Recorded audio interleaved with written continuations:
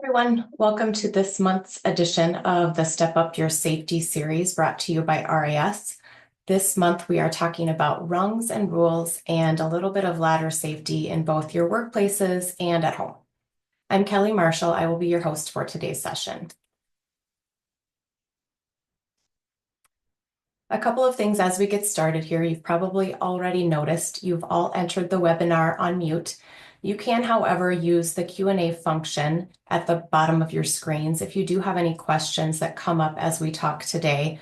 We'll take those questions during the training and address them at the end as time allows, so feel free to put those in at any point if questions come up for you.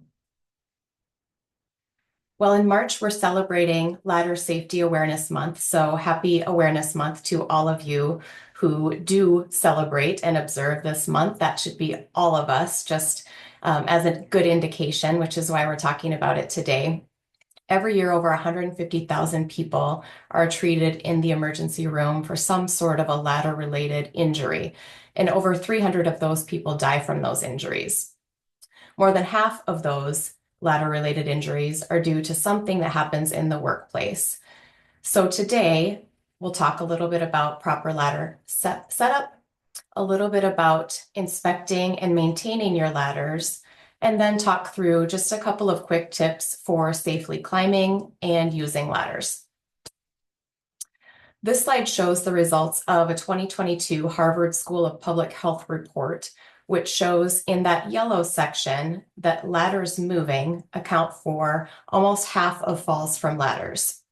The purple section on the left shows another quarter of injuries, which are the result of someone slipping or missing a rung, having a foot slip while they're using a ladder.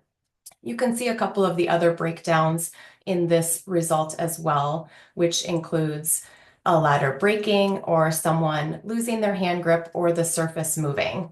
So when you add all of those parts together, you can start to see that most of these causes are pretty easily preventable. This also should illustrate for you the importance of some sort of accident or incident investigation after a ladder slip or fall or any kind of slip or fall or other accident for that matter occurs in the workplace. That can really help to focus your efforts on how, why, and where these workplace accidents are happening, but then furthermore move into the prevention stage of making sure that you don't become one of these workplace statistics. So let's get started. First step in ladder safety is choosing the right ladder. So this slide gives you just a couple of visual examples. Certainly there are lots more, but a couple of different ladder types that exist out there. Things like step ladders, straight ladders and extension ladders, platform ladders, telescoping ladders, and then of course the all-encompassing multifunctional ladder. Believe it or not, falls from ladders can and have occurred from every height and also every type of ladder. So it's important to understand the safety features and aspects that are associated with each one of these types of ladders. You might see something that looks similar to this in your workplaces or at home. Lots and lots of varieties exist, of course, but the same concepts apply universally. Next factor in choosing a ladder is to look at the type of ladder. So of course, ladders comes in lots of shapes and sizes and also lots of materials. So you may find metal, wood, fiberglass, and so on. But every ladder, regardless of the type or even the rating, should have some kind of a sticker that indicates its duty rating and its working load capacity. Often these are color-coded and they should be pretty easily visible. So even your step stools, your step ladders at home, you can generally find a sticker that will indicate the load rating and then what type of work that this ladder is classified for. It's also important to note that a ladder's height doesn't necessarily correspond to its duty rating or its weight capacity. So you've undoubtedly seen some step ladders that are rated to industrial types of ratings and that have a pretty significant working load. It's also important to note that the weight of the user plus the materials that are being transported or used on the ladder shouldn't exceed that max working load rating. So not only do you need to take into account the person who's using and climbing the ladder, but also any materials or equipment that they might be using while they're still operating on that ladder surface, that those two combined shouldn't exceed that max rating load for the specific ladder that they're using. It should go without saying, but I will, of course, also mention that only one person should be climbing a ladder at a time. So there's no need to take into account the combined rating of a couple of people who might be using the ladder, since they shouldn't be climbing that ladder at the same time. Next factor to consider is the recommended height or the length of a ladder. So this is just a good illustration of some common working heights, but the proper height, the recommendation is that that ladder should be a minimum of 3 feet, which would extend past any roof line or working surface that the user is working at. So for example, if you've got a 21-foot maximum working height, that ladder should be at least a 24-foot ladder to make sure that the user can safely get to the working surface, get their equipment transported there, and then safely work at that surface with some room to get off and on the ladder onto the working surface. So we've gotten past the selection point of figuring out which ladder we might need to use for the specific task. The next step in this process here is to inspect the ladder. So every ladder should be inspected before use. There are lots of great checklists out there if you're looking for something specific to make sure that you have a process to follow and understand that your ladders are in good working order, and inspect those before they're used. You should be aware of the load ratings like we talked about and the approved uses, and then of course making sure that you're selecting the right ladder for the task. So some of those pieces of the ladder inspection and what you'll find in some of those different checklists are things like signs of modification or repair. It's always a bad sign if you see things like duct tape or any other things that are holding ladders together. That's probably a good indication that that ladder shouldn't be used, that it should be taken out of service instead. But things like damaged or corroded or missing parts, different splinters or cracks in the material, any kind of exposure to heat or fire, any fraying or rotting ropes, especially in cases of an extension ladder, for example, and to make sure that there are some secure guards and handrails in place before you use that ladder as well. Which of course means you shouldn't be using a ladder if you do find any of those things to be in disrepair. So things like broken rungs of that ladder, rails or joints that have broken or aren't securely attached anymore, any cracks or dents, damaged or missing hardware, and any slippery material on the rungs of the ladder or on the feet of both the ladder, so including a slip-resistant pad at the base of the ladder, but also for the user to make sure that their feet, their shoes are in good condition, that they're using slip-resistant shoes, that they aren't icy or wet or any of those things either. If a ladder is damaged, it should be removed from service immediately. This is also part of the reason that you shouldn't paint a wooden ladder, because it can then be difficult to identify any kind of splinters in the material or any kind of damage that may have taken place underneath. This is one of those things that oftentimes our safety professionals will find in the workplace and will remove from service, only to find that maybe it's been thrown in the dumpster or set by the curb at the time that they've indicated this ladder to be in disrepair and should be removed from service or use. But then by the time they go to leave the facility, this might have ended up in somebody's vehicle to be transported home for personal use instead. So it's important to note that if a ladder isn't safe for use at work, that it should be taken out of service well enough to understand that it shouldn't also be taken to use at someone's personal use or at home. As my running coach often says to me, if your running shoes aren't in good enough shape for you to be running in anymore, they probably shouldn't be used for walking or mowing your yard either. So the same thing applies with ladders.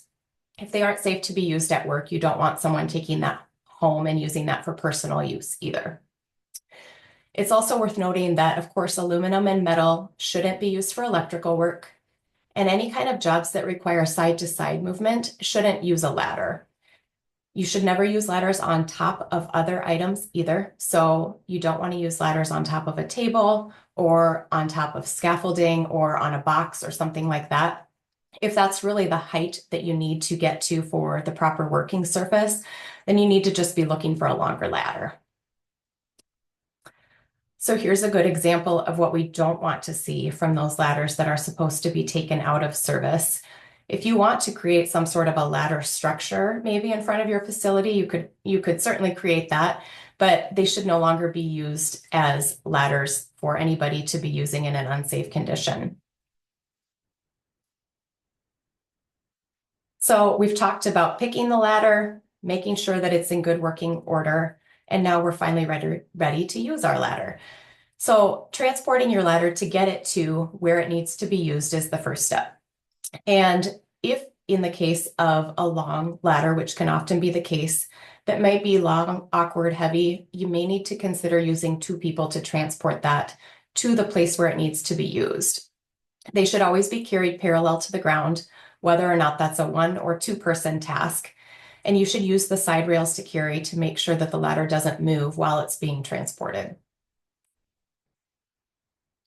When you're ready to set up your ladder, you want to make sure that you've got a solid level surface to get that placed on safely. If a ladder is being used around a round object, like a pole, for example, you may also need to think about using pole straps or grips to make sure that that ladder can be securely placed next to that round object. You may also need to look at using something like stakes or chocks when you've got a ladder being used outdoors to make sure that the base of the ladder aren't slipping while you're using that. The general rule of thumb in getting a ladder set up properly and safely is to look at the length plus the load. So for every 4 feet of rise, as you can see illustrated here, the ladder should extend a foot away from whatever surface it's resting against, the wall, for example. When you are using a ladder in front of a door, when that's something that's necessary, you might also need to make sure that you've got the door safely marked, blocked, or even signed in some safe way to make sure that people aren't coming through that door while you've also got someone on the ladder, both for the ladder user's safety, but also for the person who may inadvertently otherwise walk straight into a ladder that they don't want to land on top of them. You will want to make sure that any ladder, once you've got it set up, is fully open, used as intended, and it's extended properly, and you've got all of those braces locked properly as well. It might also be worth noting that you want to make sure that the person who's using the ladder is safely able to physically utilize that ladder. A couple of quick tips just to kind of keep in mind during that ladder usage portion. Ladders shouldn't be left unattended, especially in the case of a ladder that's set up maybe near a doorway or a highly trafficked area. You may need to enlist the help of a ladder babysitter, that if you've got someone who's using the ladder but needs to walk away for a minute, or even someone who can't always see what's going on in their surroundings while they're up on a ladder, you want to make sure you've got a coworker or a spotter to keep both the user safe and the passerby safe, but also to keep an eye on that ladder if you do need to walk away from that for a period of time. As I mentioned already, ladders should only be climbed 1 person at a time, and that person should always be facing the ladder, whether ascending or descending the ladder. The top couple of steps of any ladder should never be used, and 3 points of contact should always be maintained as well. So that means that if you're the one climbing the ladder, you need to either have 2 hands and a foot or 2 feet and a hand on the ladder at all points of time. It's important to note as well, of course, that you should have shoes on, but they should also be clean and dry so that you can safely climb that ladder without becoming one of those slipped off the rungs statistics. And you should never jump off of a ladder. Not only does that risk the ladder tipping and injuring someone else or yourself, but it's also the cause of just the force of jumping off of any material isn't a safe idea anyway. If you do need to transport equipment or tools to the working surface, You might want to consider using a tool belt or a bucket or some kind of a pulley system so that you're able to keep hands and or feet free and maintain that 3 points of contact in order to get your items up to the working surface. Over half of all ladder fall victims were holding something in one or both hands, which seems a little bit difficult to me. I can hardly hold two things in both hands while I'm walking down the street, let alone climbing a ladder.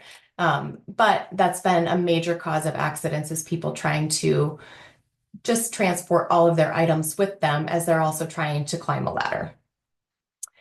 The paint shelf as well, if it is a ladder that is equipped with such a thing, should only be used as intended.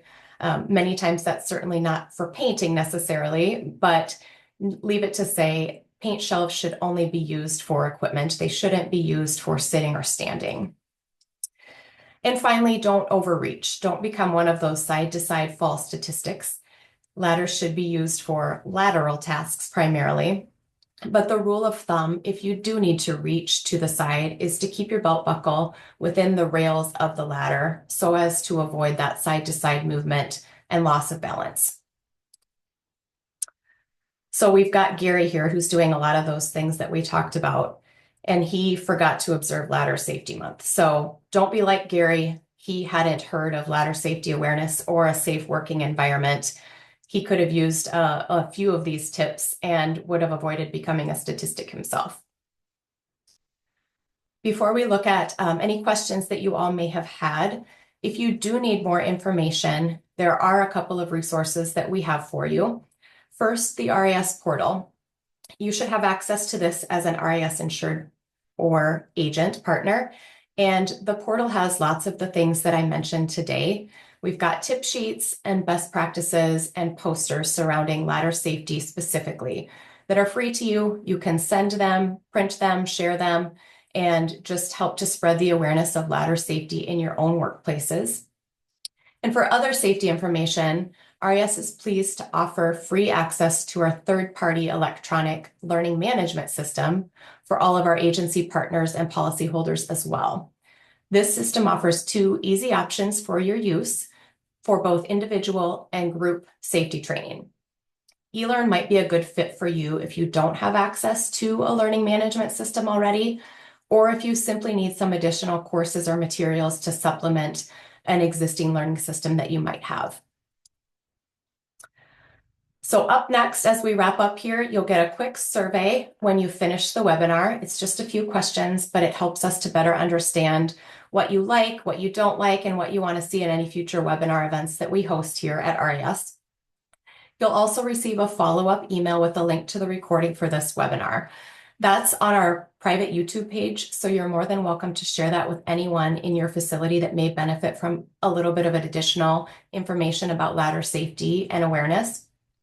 You'll also get reminders about where to find those resources that I mentioned that are available in the RAS portal. So before I take a look at any questions, for those of you who may be interested, we look forward to seeing you again in April, where we host a special Step Up Your Safety series entitled Step Up Your School Smarts webinar. This time for our partners in education and helping get them safely prepared as we look towards summer and getting school ready to hit the summer. A couple of questions. You will receive a copy of the webinar that will be coming. Please look at that in your emails. And if you have any questions otherwise or don't receive that, feel free to reach out to me as well. Another question was about OSHA having a checklist for ladder inspection, which is a great question. They do have a checklist, super easy and quick to use. I can include that in the follow-up email as well for those of you who are looking for a specific ladder safety checklist to use. Thanks everybody for joining today. We look forward to seeing some of you next month.